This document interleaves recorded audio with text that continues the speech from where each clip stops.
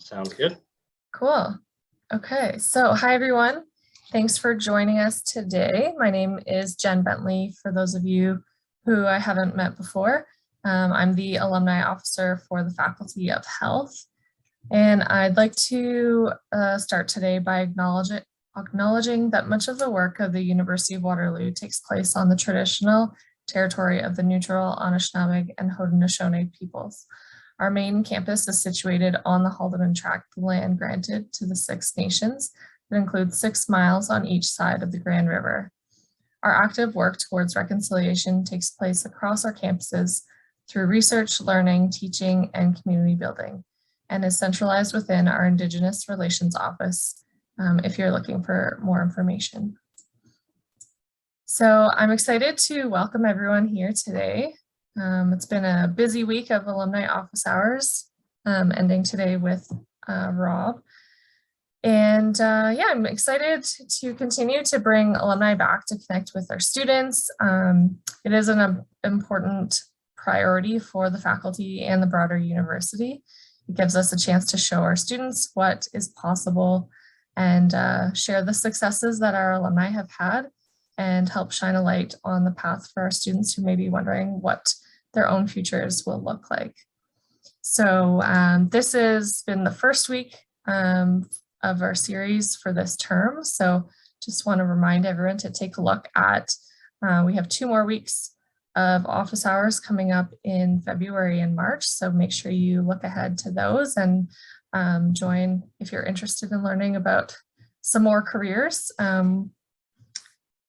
So yeah, very exciting getting this program going, and it's been, we've seen a lot of success so far, giving our students opportunity to talk to our alumni. So Rob, we really appreciate you being here to do that today. So to get the most out of this session, some of you have already heard this spiel, and so you've got your cameras on and you're ready. So thank you to those of you who've done that. But I'd really like to encourage everyone to turn your cameras on and make this a more social conversation with Rob, so he's not talking to just a bunch of blank screens. Makes it more fun for everyone, I think. What we'll do when we get to the Q&A, I invite people to use the raise hand feature to ask questions. You can use the chat if you're not in a place where you can turn your mic on and ask questions if need be, but I really do encourage you to turn your mic on, raise your hand, and have a good engaging conversation with Rob and the rest of the group here. So I will give a quick read Rob's bio for everybody, and then we can turn it over to him. So Rob is a recreation and sport business grad with a minor in geography and environmental management. He is a sports and event management professional with over 7 years now working in the golf industry with Golf Ontario and Golf Canada. He has gained considerable experience working in event operations through events such as the RBC Canadian Open, CP Women's Open, Manulife LPGA Classic, RBC PGA Scramble, Bauer First Shift programs, and up to 25 amateur golf Ontario Provincial championships. So lots of great experience running tournaments there. And Rob, you can start and tell us, how you got from Waterloo to where you are today. Yeah, great. Thanks, Jen, and thanks for having me. It's great to reconnect with University of Waterloo. It's amazing how long it seems like it was just yesterday that I was graduating at Waterloo, but a quick look over at the calendar to see that it's already it's been 9 years since I graduated. The time flies by, I can tell you that. But yeah, my experience at Waterloo was, I can tell you, I learned a lot there, and it got me on my feet to get me to where I am today. So, as Jen said, my all my experiences that I've had over the last 9 years, much of it deals with, in general, much of it is event management. And that's always been that was always one of my favorite courses when I was at Waterloo. And then I also did a postgraduate certificate following that a year later at Durham College. But yeah, everything that I've done, I would say in the past 9 years since I graduated at Waterloo has gone through some sort of event management and operations. And that side of things, that side of the industry really interested me and got me excited about running these events right away. So yeah, I mean, so as Jen said, I graduated from Waterloo in 2013. You know, from there, I got into working at a golf, you know, I started my initial job experience was working at golf courses. And I worked at a golf course at Westmount Golf Country Club in Waterloo, Kitchener, while I was in school. And I started with that experience, and it led me to my first opportunity with Golf Canada. And my first opportunity with Golf Canada was working the operation side of things for the RBC Canadian Open, as Jen said, and the CP Women's Open. And that was a summer position, but that's how it kind of started for me with different contracts that I had to go one from another, lining up in the early part of my career.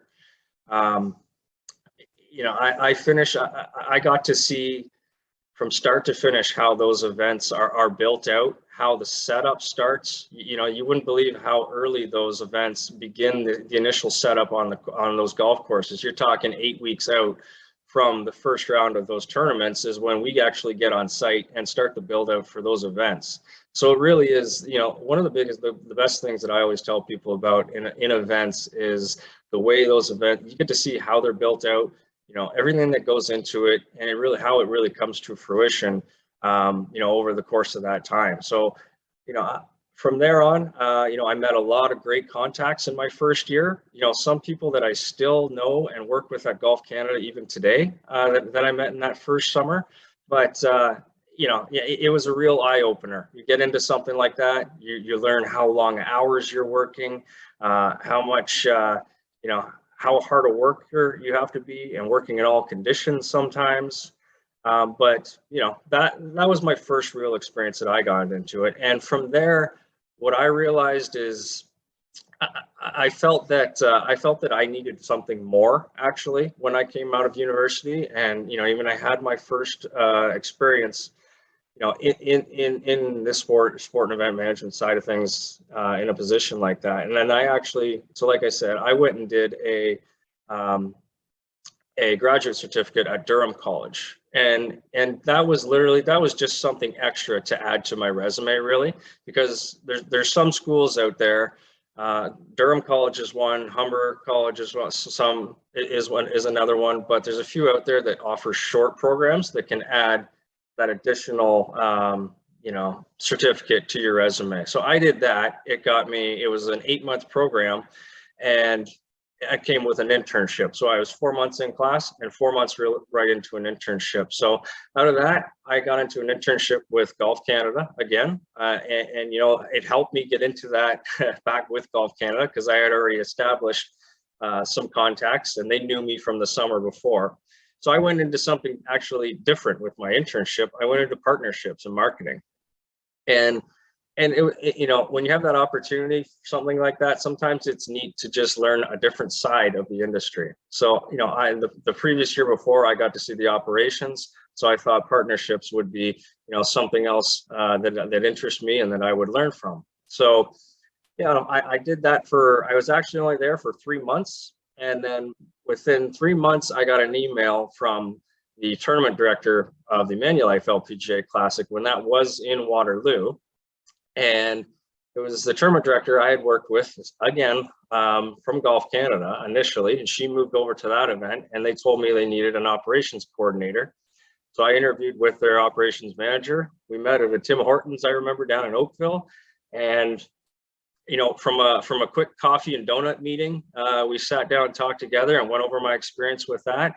Next thing you know, a month later, I was moving right back to Waterloo again. And I was right back, you know, it almost felt like I was right back at home being able to do that position. So for a couple of years, I was back in Waterloo. That was another contract position working the Manulife LPGA Classic. And the first year I was there, I think it was in 2015, I was looking after such things as the signage all over the golf course. So if you can imagine, if you've ever been to an event like that, there's signage everywhere. I basically designed and decided on the placement for every single sign on that property. That was a big part of my responsibilities. I also worked with our security vendors. I worked with our parking lot vendors. There's so many different aspects that'll go into an event like that. When you have your tents that have to be set up on site, structures that have to be set up on site. So, you know, that was a really big experience that I got right away with that event. And that event, that was only my summer. And then I went back and I actually helped out do all the signage for Golf Canada with the RBC and CP Women's Open that summer as well.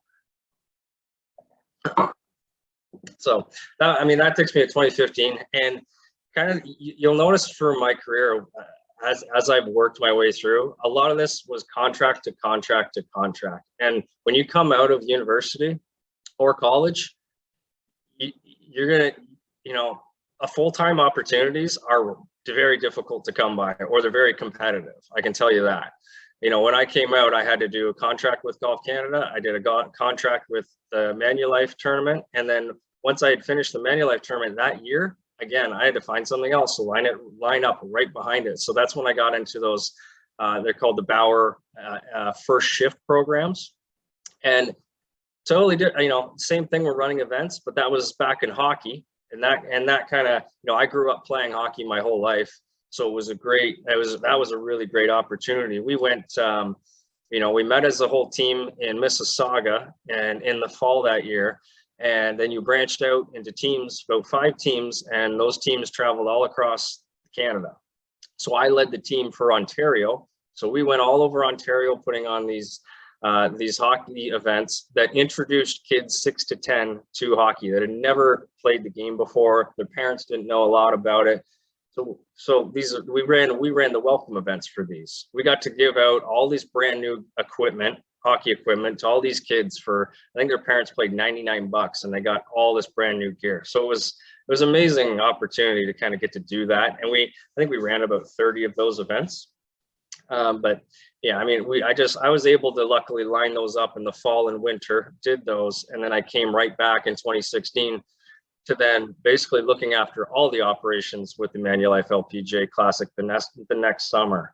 So, you know, that's what I did for a couple years, and I had to. It's you know, over those years, I was gaining experience. I was gaining a lot of great contacts and networking as much as I possibly could. But at the same time, like, you know, some people are able to go back home, you know, in between jobs. I didn't have that. You know, opportunity. Like I was basically on my own. I couldn't go home to my parents' place to live in between. So I had to line up job after job. So luckily I was able to do that. And, you know, like I said, over the course of those few years, I was able to go from position to position. And then you know, in 2017 came around and I'd finished up with the First Shift again that winter, and the position came up with Golf Ontario. And so, you know, I interviewed for, it was initially a coordinator of competitions role that I did with them. And yeah, I mean, I've been now with Golf Ontario for 5 years, for 4.5 so. But it's been a great experience. So Golf Ontario is the provincial sport association for golf in the province. So that means we look at, you know, every golf club that you know of around basically is a member club of Golf Ontario. So we have almost over 400 member clubs that are part of Golf Ontario. And then of course, what I do is now we run all the provincial championships in the province. So, you know, it's a lengthy season. We have by far the biggest schedule compared to the other provinces in terms of events. So it's you know, it's been busy, and I've gotten the chance to run tournaments all over the province. You know, we run tournaments for kids as young as 12 to 13, all the way up to seniors, senior events that we do for them. And then from our events, players go on to our national events from there. But yeah, I mean, it's been,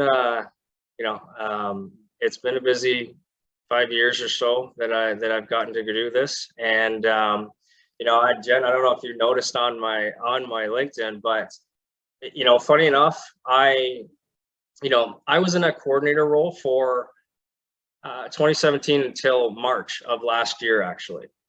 And an opportunity came up with PGA of Canada last year, and for a championships manager with PGA Canada. So naturally, after 3-4 years of doing the same role with Golf Ontario, I felt as if, it was I needed to move up, and I didn't see a way that with Golf Ontario, maybe that wouldn't happen. So I applied for the championships manager with PGA of Canada and got that position and started actually. And so I ran all the national events for the PGA of Canada last season. So it was they're different events. Those are all your professionals in Canada that play those events. I got to go to, I ran events out in Quebec near Bromont. I went to Calgary, ran an event in Calgary. I did a few in Ontario this year. And then, as well, we look after, that organization looks after the RBC Scramble, if you've ever heard of that. It's more of a fun event for amateurs, but it's a fun event for amateurs that gives them the professional feel, and it ends with them going out east to Nova Scotia, Inverness, Nova Scotia. Have you ever heard of Cabot Cliffs or Cabot Links? So I got to, over those years that I've been doing this, I've gotten to travel lots, and for some that's a great opportunity. Some people love to travel. I've been as far west as Vancouver, gotten to go up to Whistler, to Calgary. It's taken me out east now with these jobs, but it's given me a lot of great experiences. And then things changed pretty quickly. Actually, back this past November, and an opportunity opened up from just getting to talk with some people that were still with Golf Ontario, and my old manager moved up to a director role, and I slotted in right back with Golf Ontario back in November to move into the manager competitions role now. So yeah, I mean, I could probably go on, but I'll let you guys, if you guys want to ask some questions. But it's I've been all over the place a little bit, but in the same type of role as much as I could to keep gaining experience to get to me to where I am now. So. Awesome. Thanks so much. I did notice that you kind of went from Golf Ontario and then back. So that must mean Golf Ontario is a good place to work. You like being there, and good culture and stuff.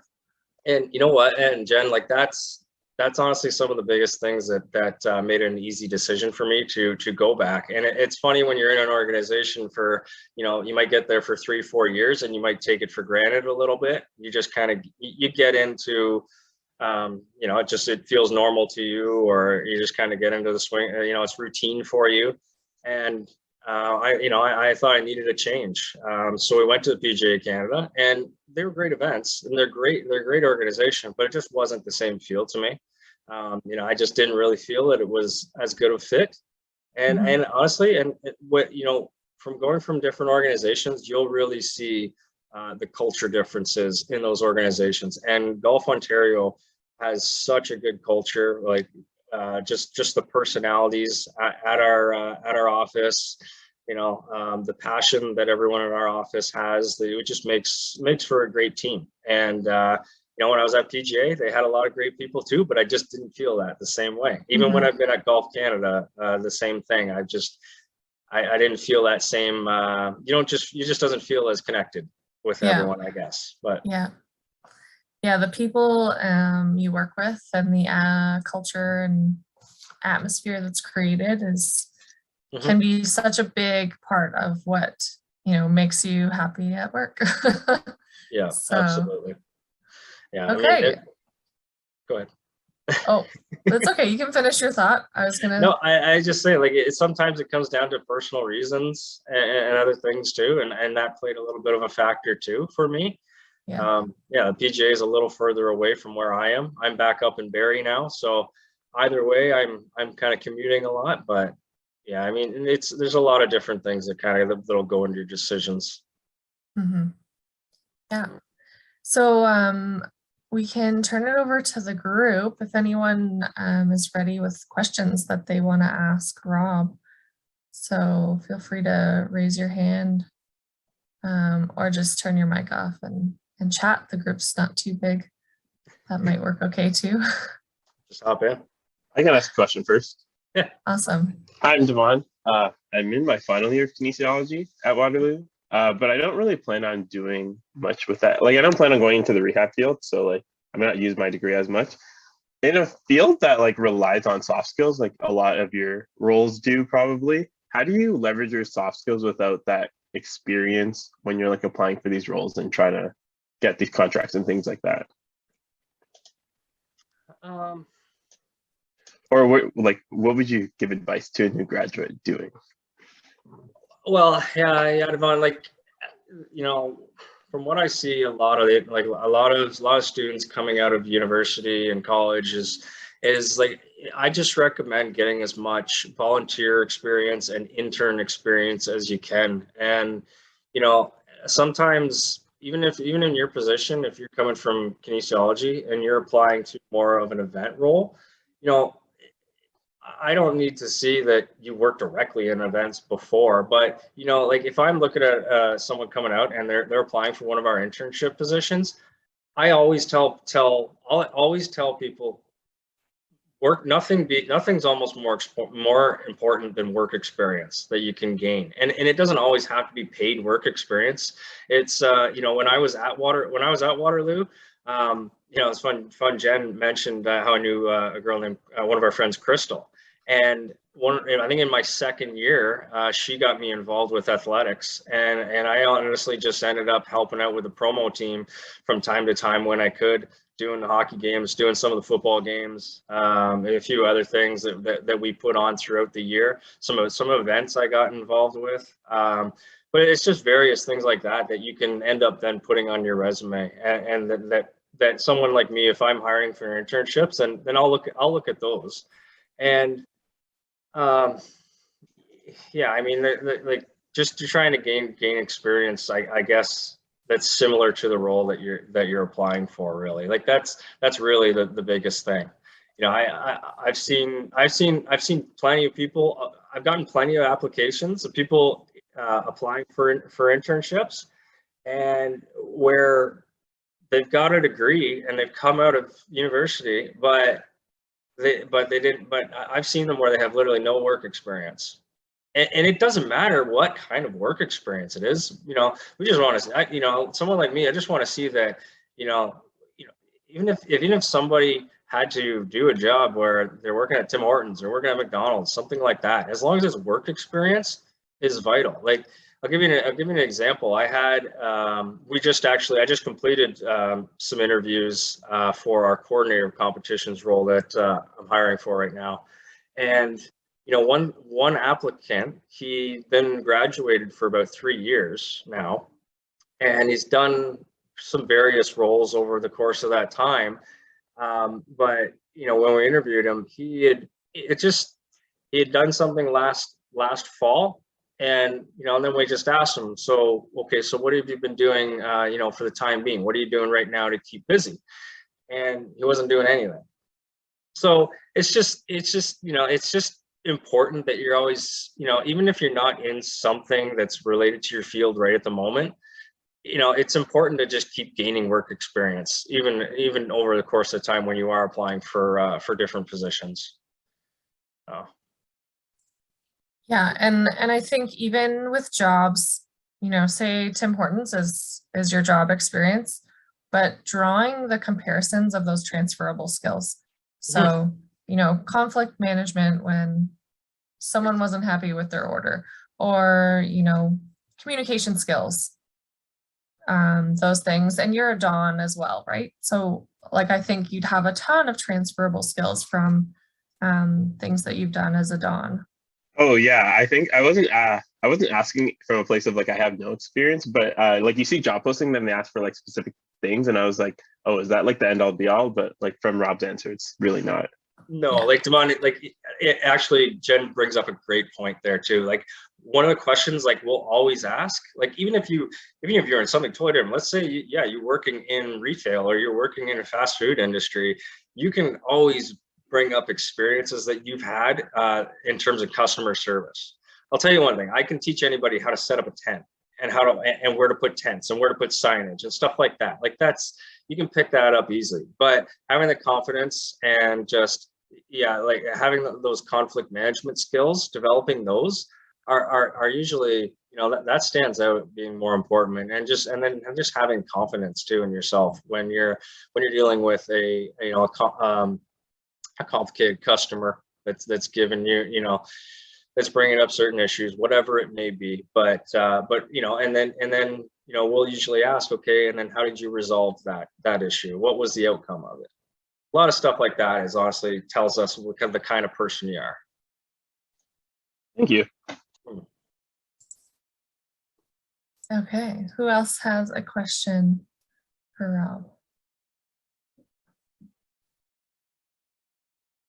Ben, I know you need to make a little plug while you're here. What's that? What is everybody in for programs? We can do introductions, yeah.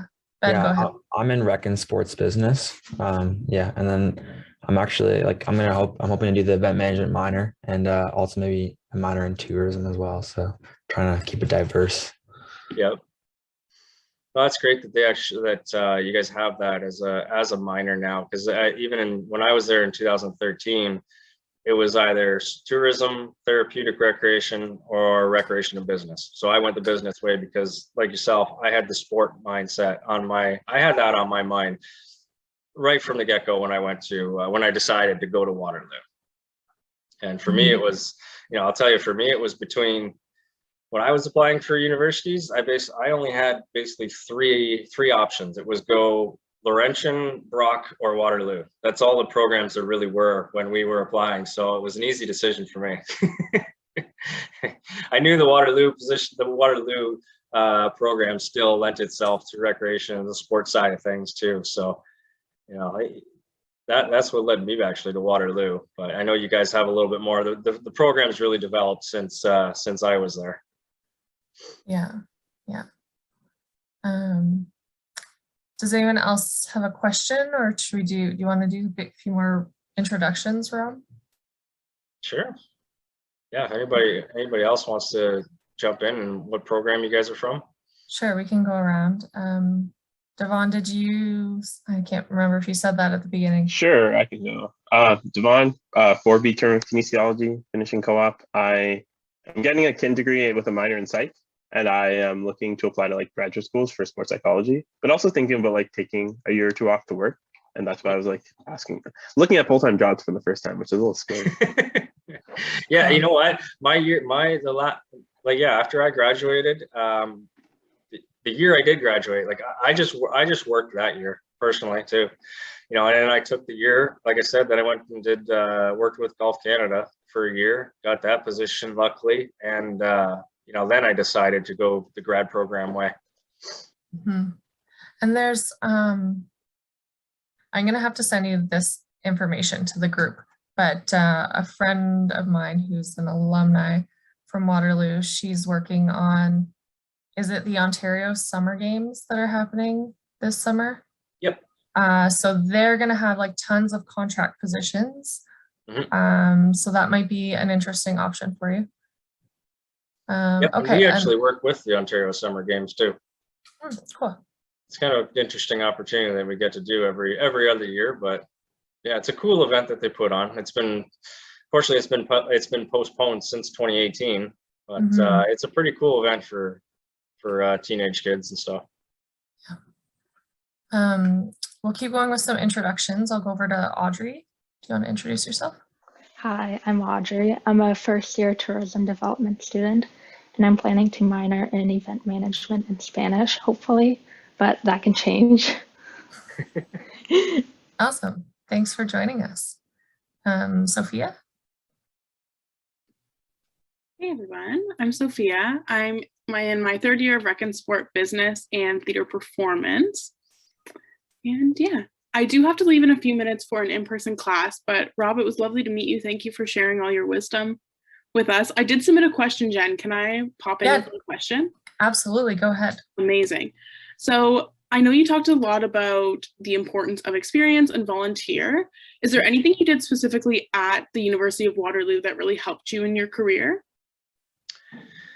I mean, when I was at Waterloo, I would say the most important thing that I did there was all the networking and getting involved with as many events as I could. Like I knew that I was going to go that way. So like I said earlier, I got involved with athletics as much as I could. I tried to get in. I tried to work within athletics, whether it was just running one of the ball hockey or the ice hockey league and intramurals, doing that. You know, personally, I don't think I did when I was in university. I can tell you now, I didn't quite do as much as I should have. Like I would recommend if I would be back there now, I would 100%. You know, I would say if the Rangers were actually operating as normal, but I would go 100% be out volunteering with the Kitchener Rangers, something like that, all the time, every weekend if I could. Yeah, I mean that's. There's probably more that you probably could do. Maybe Jen has a little more insight on, you know, whether it's meeting with herself or meeting with some of your other advisors. But from my perspective, just some of the things that I tried to do was, yeah, I mean, I try to get involved as much as you can, whether it's volunteering, whether they are paid positions, but yeah, getting yourself out there and networking as much as you can. And yeah, I'm absolutely happy to connect with anyone who's looking for more ideas about opportunities on campus or locally.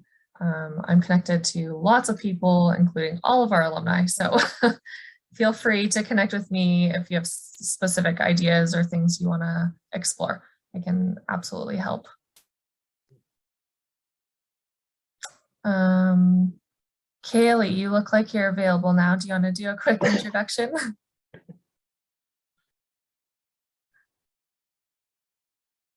Or you're working and you might not be able to. That's also okay. That works. She's at work. I can go next. Perfect. While we're waiting for Kaylee. Hi everyone, my name is Stephanie, and I am in my last term of tourism development. I have 2 minors in HRM and event management, so it's been quite a ride.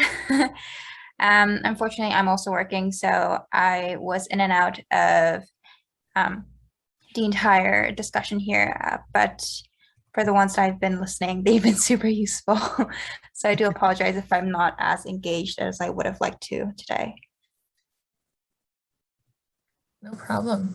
Thanks for joining. I know everybody's got to juggle lots of things at the same time, so it's great when people can even fit this in. Not sure if Jim, are you here? Do you want to give a little introduction? I'm Jim Howard. I'm a big fan of Rob. I volunteer with Golf Ontario as a rules official. Been doing that for a couple of years and saw this opportunity to hear Rob's story, so I jumped in.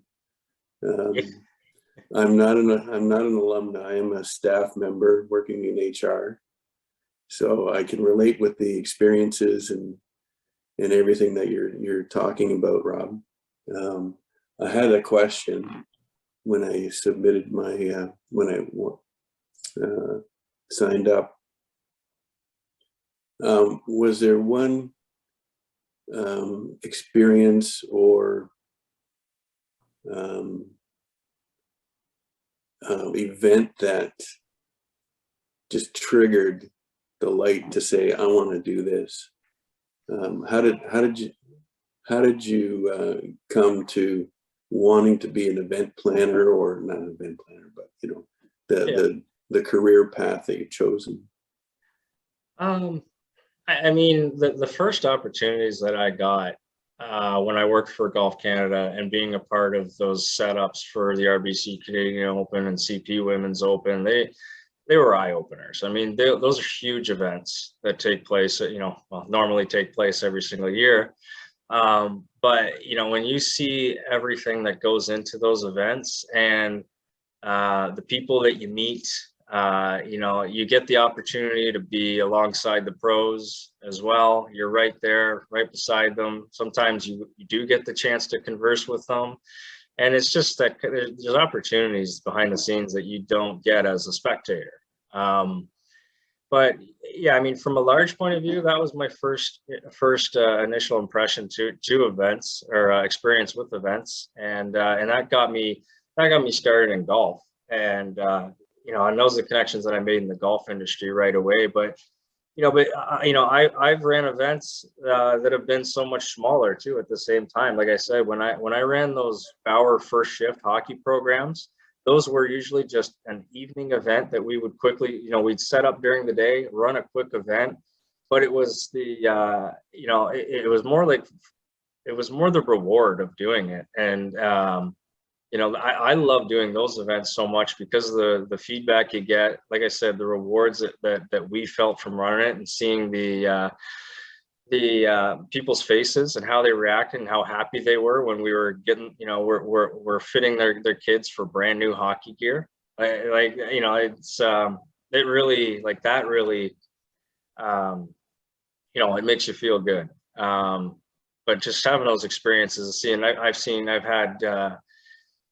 had grandparents and parents that were in tears that couldn't believe, like, we were just giving them all this gear for I think it was $199, which nowadays, if you go to the store to get hockey equipment, like, you're talking $1,000 easily, even when your kid's just starting out. And we were giving these kids all this gear, brand new, in a big welcome event and getting them introduced to hockey. And so I don't know, like that was a great experience. But yeah, I mean, coming back to Golf Ontario, Jim, now that with a lot of the other referees and officials that you've met, it's just such a good family of people to be around. I think that's with it, that comes with it too. It's just, there's a lot of great people in the industry that you meet along the way, and it keeps you involved with and makes you want to stay involved.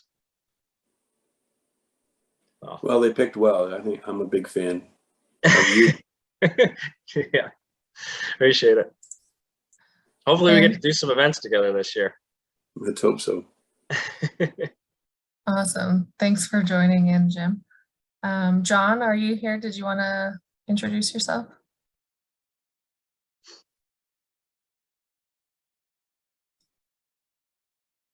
Maybe not. Or okay, well, if anyone else wants to, they can just turn their mic on and say hi. I was just looking at some more of the questions that were submitted when people were registering. And can I ask another question? Oh yeah, of course. This is just a thought. Yeah, you mentioned LinkedIn. How important is LinkedIn in like the sports industry and like these things? It's hard to say. Like, it's a great source of social. It's still basically a source of social media in a way, right? Like it's still a great way to connect with other people in the industry. To be honest, I mean, I haven't used it that much, really. I mean, I have my profile and it's always up to date, and I'll always connect with someone new on like through LinkedIn. It's just probably, from my experience, it's just been a good source to have anytime you want to look back and look up a contact that you've met, going back to LinkedIn's it's a good source. So I mean, I think it's still, something good to have and just keep it updated. And but I can't say I use it a ton. I think one thing it is helpful for is networking and being able to reach out to someone. Say, Devon, you found an opportunity at Golf Ontario, but you hadn't met Rob. Yeah. And so then you went on LinkedIn and looked to see like if there was anyone you were connected to, or maybe that were Waterloo alumni that worked there. And then the alumni thing is an easy way to reach out to someone to make a connection and ask information about a job, or, just get connected. And so I think that's what I would encourage people to use LinkedIn for, is just finding your connection to the company or a job that you're interested in. And like for me, I found Rob for this session on LinkedIn because I went through our alumni list and just scrolled through careers and looked for sport related.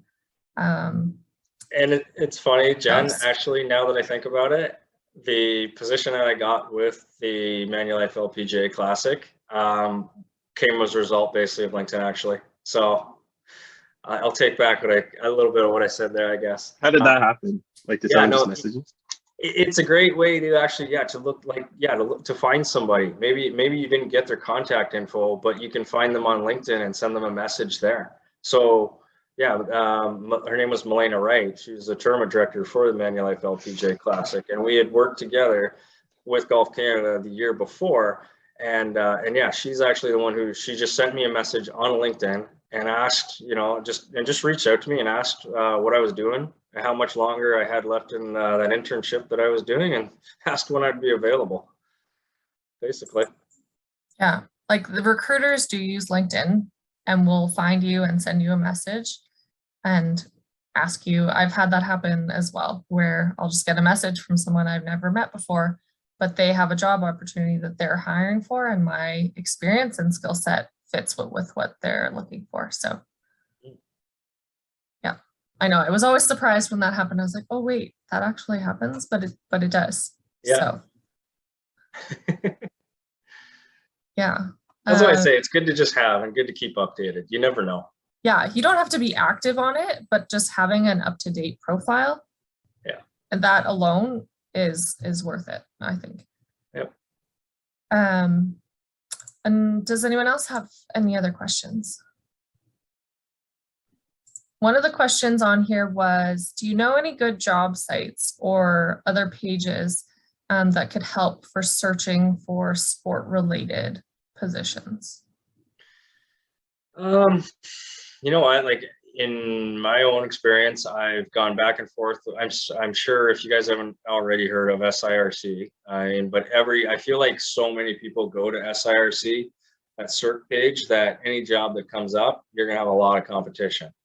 When I was job hunting, honestly, it's going directly to those pages.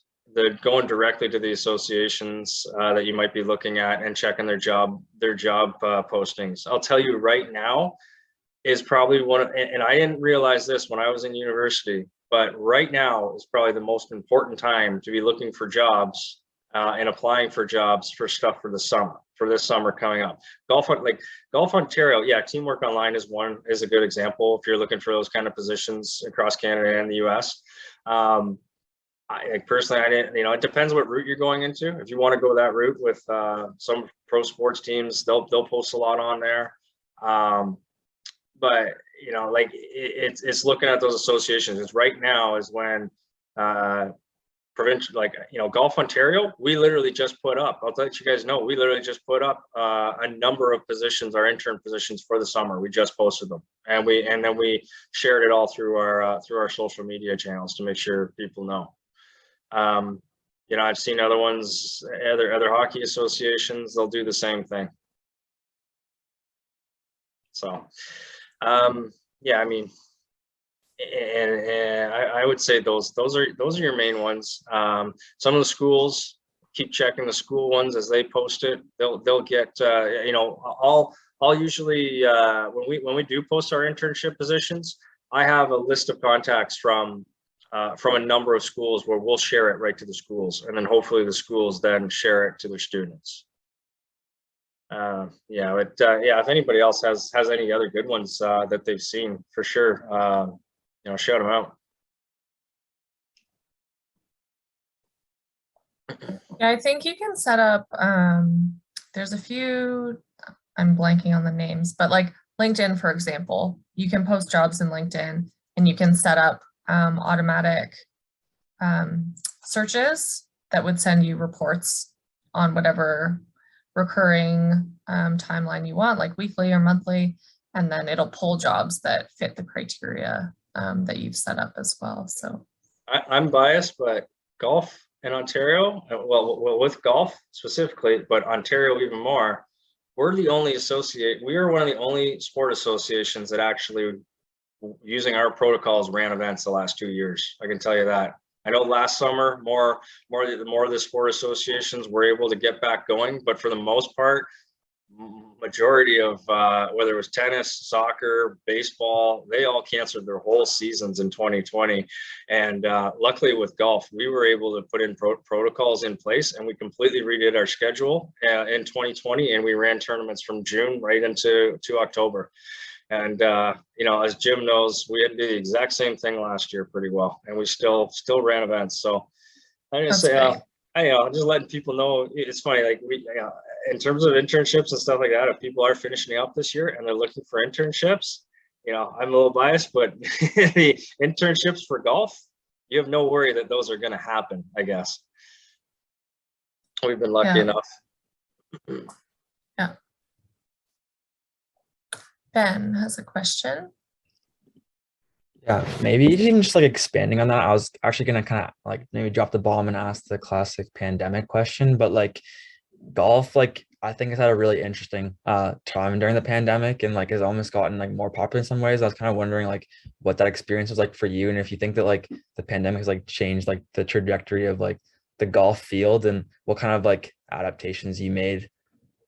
Oh, absolutely. Like the golf industry since we basically returned from the first shutdown of the pandemic, it just exploded in demand. It's been incredible. Like, and that's not just like that's every golf course, and their public play and their memberships have just gone through the roof.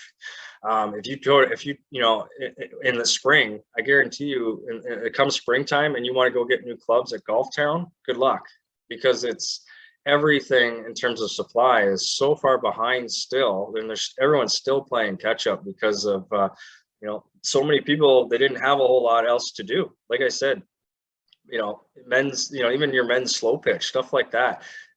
Everything got canceled in 2020, and even a lot of them didn't run last year too. So you're talking, kids weren't signing up as much for soccer, for baseball, lacrosse, tennis, whatever it might be, and instead they were trying out golf. And or they weren't traveling as much as well. So that was another thing. They weren't spending money on travel, so they were spending money at the golf course.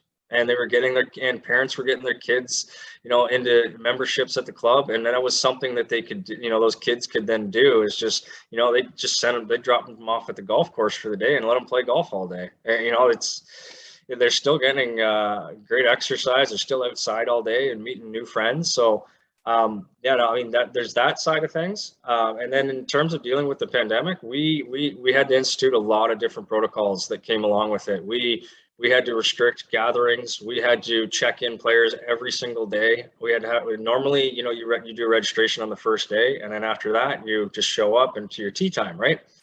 We had to check them in and ask screening questions every single day when they arrived. We had to limit it to basically no spectators on the course. For junior events, we could only allow them to have one parent on the course, accompany them. We couldn't do any receptions, any dinners, stuff like that usually come with the events. We had to switch to box lunches, so that players they'd get halfway through the round and pick up a box lunch and go on their way. So we at least we got the events run again in 2020. Last year was a little bit better, where things were a little more freer last year. With everyone getting vaccines and, understanding the virus a lot more, obviously.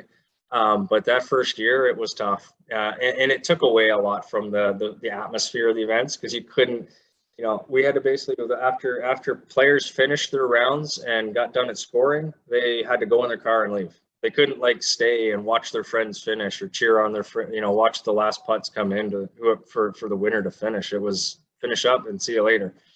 So, it was difficult, but Yeah, I mean, it prepared us. You know, we know exactly what to do now in terms of protocols if there's a pandemic again, or to keep dealing with it. We know that we're gonna have golf no matter what now. And I'll tell you, like with the way the restrictions happened back in Christmas or at Christmas when they closed everything again right after, at least I can say from my perspective, at least they kept the skiing and snowboarding, you know, the ski hills open. So at least they understand this time that outdoor recreation is safe. So yeah, it's been a different experience for you, Ben. Yeah, I'm sure it's been a challenge. But Ben, do you still want to do a screenshot? Yeah, if that's okay. Just so before we wrap So up and leave anybody else. Ben is our social media assistant for the rec department. And so I think he'd like to do a follow-up post on social tomorrow. So if anyone is willing to turn on their camera for a quick screenshot, we can do that real quick for him. If anyone else wants to turn theirs on. Yeah, it's really fun. It's like taking a picture, but through a screen. Yeah. Okay, you can count us down. All right. 3, 2, 1. Cheese. Oh, how about 3? Let's try again. 3, 2, 1. Cheese. Cool. Awesome. Thank you. Thanks, everybody. Nice. So Ben, are you almost finished? Sorry, what year were you in? So I just finished 3A, and then I'm in co-op. So this is my second co-op term. Yeah, so a couple more co-op terms, and then 3 more academic semesters. So just over halfway. Yeah. So you're back in school in the summer then, this way your schedule works? Yeah, Oh, no? I actually completely rejigged my schedule because of the pandemic, and I wanted to work at a camp last summer. So yeah, I actually went to the school in the fall, and then I'm gonna do 2 back-to-back co-op terms. So then I'm gonna go back to school in the fall again. So nice. Yeah. Well, if you're ever interested, we're hiring a marketing social media assistant for the summer. Yeah, that'd be awesome. One of the intern positions we just posted. Very cool. Actually, follow question to the pandemic one. I was on that kind of train, like thought process. Like, have you seen like the demographic shift too in golf? Like, yeah, like obviously it's a more like an aging sport traditionally. But you think like because of the pandemic, you've seen like that get a little bit younger? Yeah, I think it's helped because it was definitely over the last 3-4 years. I think we were seeing less and less juniors coming up through the sport, and that might be because it's a lot of sports are dealing with the barriers to play, usually, which is the cost to play is one of the biggest barriers to entry, is just being able to get the clubs and afford to go out and play all the time. And I think last year, the year before last, we did see quite a bit of an increase, which was, that's so nice to see because it has been a challenge. I mean, that's one of our biggest goals and pillars in our strategic plan is trying to grow junior golf. And everybody's doing that. Everybody's trying to. That was part of the Bauer hockey programs too. Is trying to get more kids in hockey. Everybody's kind of has that same sort of mindset. But yeah, and I think in the last 3-4 years too, I've even seen more golf's always had more boys playing.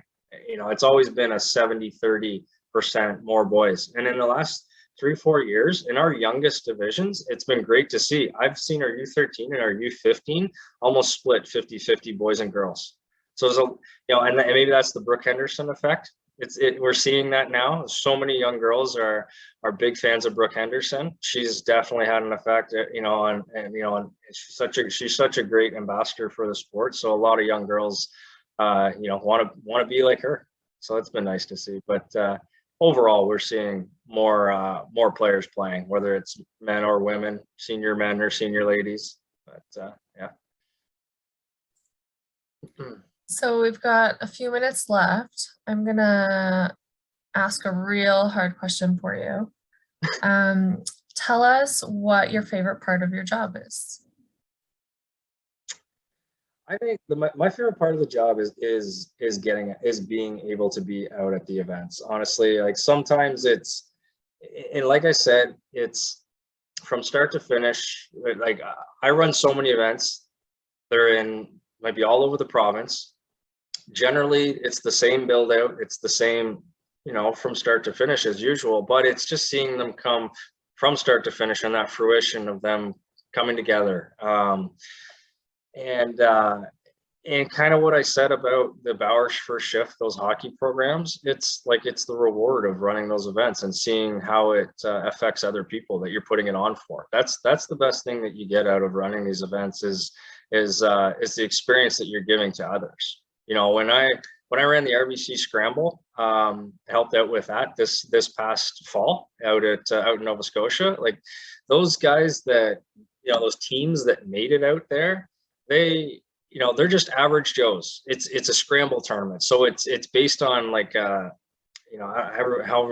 everybody is familiar with golf terms, but it's called a handicap.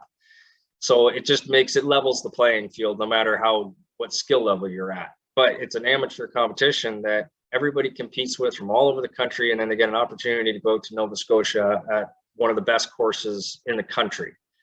And to see the experience and the happy they were and how much fun they were having at that event that we put on for them, like that's what it's all about. I mean, I can give experiences from every single one I've done, but that's, you'll go through challenges, you'll go through weather delays, you'll go through, you'll be putting out fires left and right with events, but at the end of the day, it's the reward that you get out of it and seeing the experiences people have from what you organized. Yeah, absolutely. Event day is always my favorite day. Yeah. Worst thing is like, sometimes, especially with the larger professional events that have such a build out leading up to those, like I said, with the RBC Canadian Open, CP Women's Open, you're talking 8 to 10 weeks. You start at the golf course, start the build out, and all those structures that get put up on the golf course and tents and signage and like you name it. And then once the event finally comes, it goes by like nothing. And then you're just, next thing you know, it's like teardown's not that, it's not that fun. It's, you've gone through all this preparation, and it's all this build up and excitement, and then all of a sudden it's over like that. Yeah, you made this beautiful scene, and now you have to put it away. Yeah, you wish it could last a month. Yeah, cool. Well, just looking at the time, we're coming up on 5 o'clock, and so I'd like to just take a moment to thank Rob so much for being here, answering our questions, and sharing his experience with you. It's been really great, and I hope everyone got some good information from Rob tonight. So thank you, Rob, for being here. Saw someone wave, clap. That was a clap, but thank you so much, Rob. Oh, it was a clap. Yeah, it's been super fun, and hopefully we all stay in touch and see how that goes. But thank you. Yeah, and Rob has said that he's happy to connect via email with the group. Is that still good, Rob? Yeah, email. Okay, if I share it, I'll share it in the chat here for everybody. And if anyone needs to reach out, you can contact him that way. And then also, I just want to say to everyone that you will get a survey in your inbox after the event. So it's probably takes a total of 60 seconds to fill out. So I'd love it if you could take a moment just to give us some feedback on what you thought.